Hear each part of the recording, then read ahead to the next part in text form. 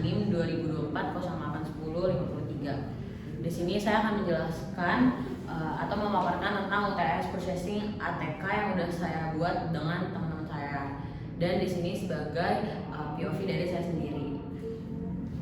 Di next slide itu ada di sini kita ada 4 soal, tapi saya membuat terpisah dengan soal dan jawaban dengan sistem yang seperti itu.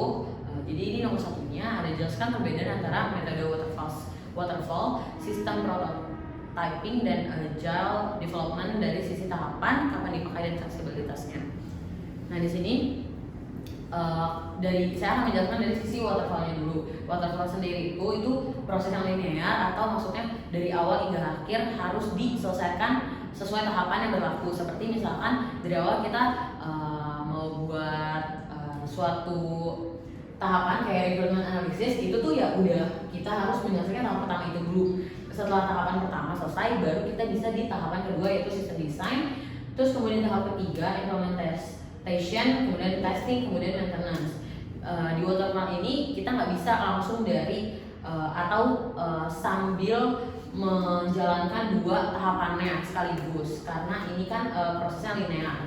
Kemudian kapan dipakainya sih? Dipakainya itu saat proyek si rekrutmennya itu menganalisanya tuh harus stabil, karena regulasinya tuh ketat, biasanya tuh buat perbankan, kesehatan, sama yang lain-lain. Terus budget dan timeline itu tetap. Kenapa bisa tetap karena yang dari tahapan itu tadi, karena kita nggak bisa melewati tahapan-tahapan 2 atau 3 sebelum tahapan pertama. Karena dari situ kita bisa menentukan budget dan timeline yang sesuai untuk kita menggunakan si waterfall ini. Kemudian fleksibilitasnya itu kaku karena dari yang balik lagi ke awal, karena dia tidak bisa di otak-atik di pertengahan. Jadi kalau misalkan terjadi apa-apa, kayak misalkan terjadi kesalahan atau perubahan kebutuhan di tahap yang 3 atau 4, itu tuh jadi akan merusak sistem si waterfall itu sendiri. Jadi kita harus mulai dari awal lagi kayak gitu. Nah kemudian di sistem prototyping itu tuh tahapannya dari 1, 2, 3, dan 4 sampai 5 seperti yang tadi. Bedanya tadi rekrutmen, kapan dipakainya itu tuh tergantung dari si pemahaman yang menggunakannya.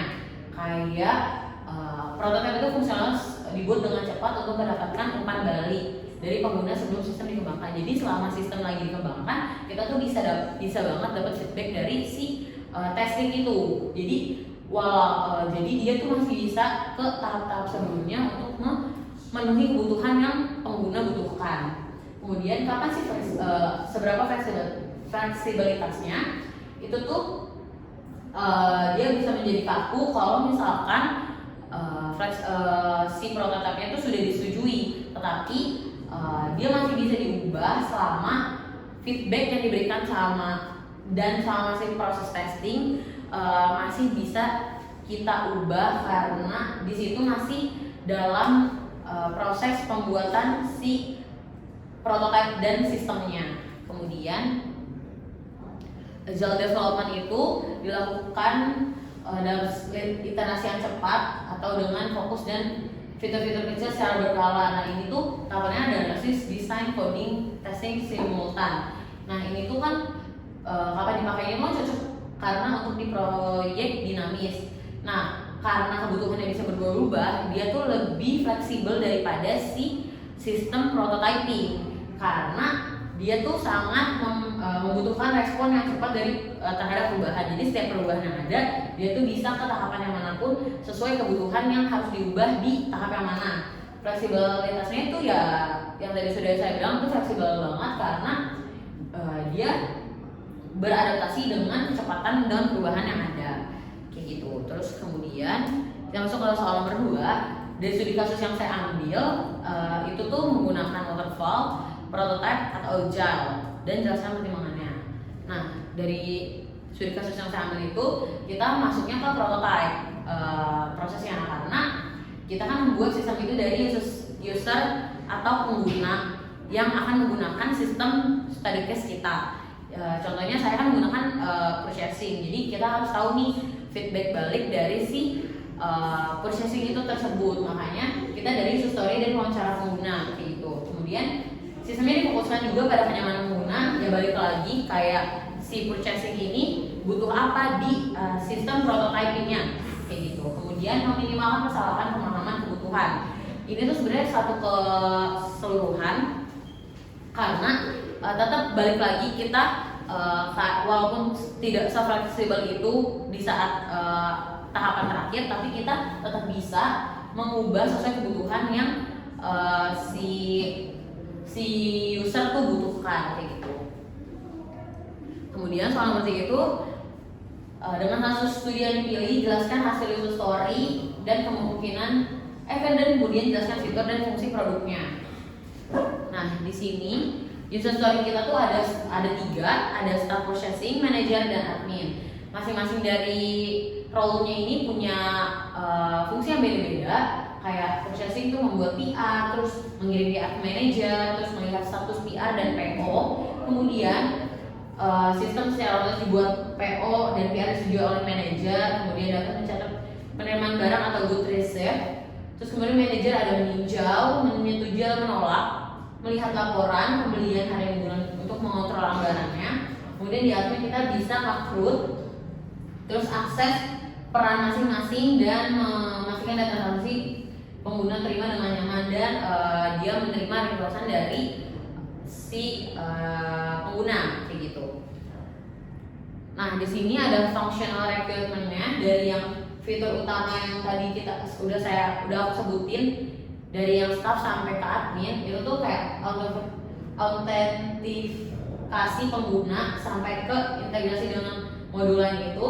Fungsi produknya tuh menyesuaikan sama fitur utamanya. Jadi mereka tetap berkesinambungan namun memiliki akses-akses yang berbeda sesuai kebutuhan dan role yang mereka gunakan. Nah, di soal nomor 4 dan yaitu soal terakhir, sesuaikan dengan studi kasus yang dipilih, jelaskan use case diagram activity dan prosesnya. Use case-nya itu kita dapat dari start processing yang mencatat penerimaan barang, membuat atau memajukan PR, terus lihat status PR dan PO.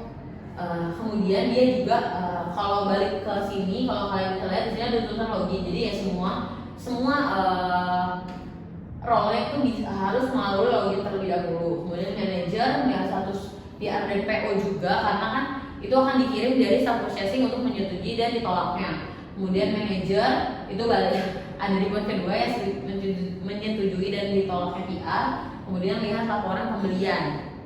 Include-nya itu generate PO-nya otomatis karena tergantung dari melihat dari si manager itu ke balik ke staff processing-nya. Kemudian adminnya itu mengelola data supplier dan pengguna yang dinamakan produk itu sendiri.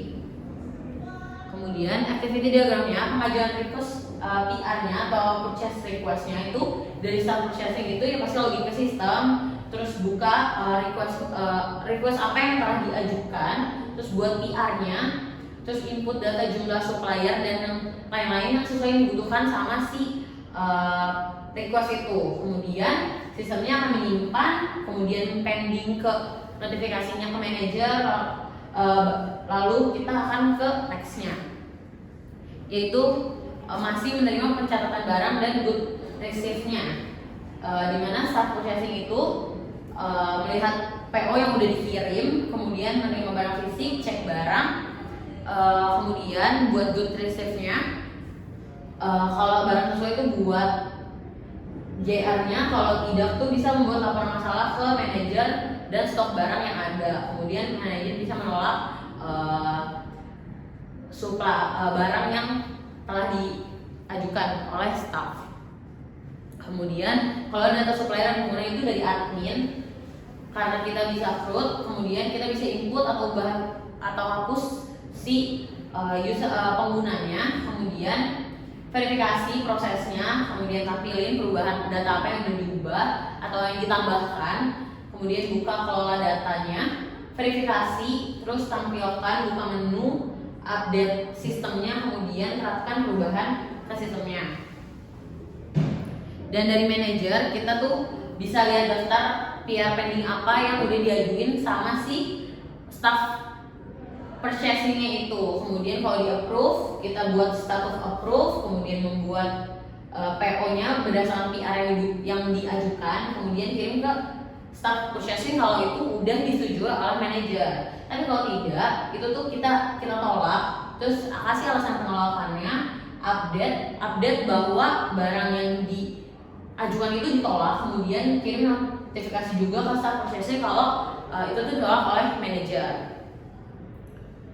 Nah, itu aja penjelasan saya terkait mata kuliah UTS rekayasa perangkat lunak. Kurang lebihnya mohon maaf. Terima kasih.